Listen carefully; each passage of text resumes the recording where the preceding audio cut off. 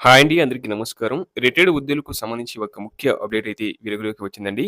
Retirement బెనిఫిట్స్‌కు సంబంధించిన ఫైల్‌పై సంతకం చేసేందుకు లంచం తీసుకున్న హెచ్ఎం ఇన్‌చార్జ్ ఎంఈఓతో పాటు ఓ టీచర్‌ను ఏసీబీ ఆఫీసర్లు రెడ్ హ్యాండెడ్‌గా పట్టుకున్నారు. ఏసీబీ డీఎస్‌ఈ సాంబయ్య తెలిపిన వివరాల ప్రకారం రవీందర్ అనే టీచర్ మహబూబాబాద్ జిల్లా గుండెంగ శివారు వంగెతాండ స్కూల్‌లో పనిచేస్తున్నాడు.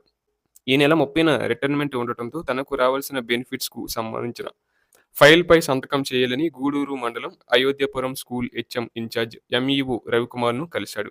దీంతో 15,000 ఇస్తేనే ఫైల్‌పై సంతకం చేస్తానని చెప్పడంతో రవీందర్ ఏసీబీ ఆఫీసర్లకు ఫిర్యాదు చేశాడు. వారి సూచనతో రవీందర్ బుధవారం అయోధ్యపురం స్కూలుకు వెళ్లి అక్కడ పనిచేస్తున్న టీచర్ చంద్రమౌళికి డబ్బులు ఇవ్వడంతో ఆయన హెచ్ఎం రవికుమార్‌కు ఇచ్చాడు. వెంటనే ఏసీబీ ఆఫీసర్లు దాడి చేసి హెచ్ఎం రవికుమార్‌తో పాటు టీచర్ చంద్రమౌళిని రెడ్ హ్యాండెడ్‌గా పట్టుకున్నారు. ఇద్దరిని ఏసీబీ కోర్టులో హాజరుపరిచినట్లు డీఎస్‌సీ సాంబయ్య తెలిపారు.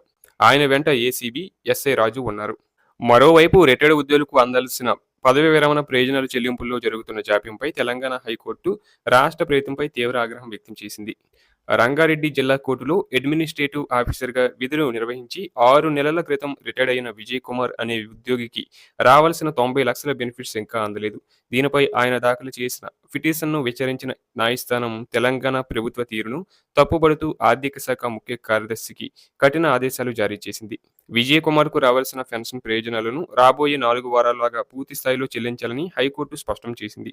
ఒకవేళ నిర్ణీత గడువులోగా ఈ చెల్లింపులు జరగకపోతే టోకెన్ జారీ చేసిన తేదీ నుంచి 18% వార్షిక వడ్డీతో కలిపి ఆ మొత్తాన్ని చెల్లించాల్సి ఉంటుందని హెచ్చరించింది.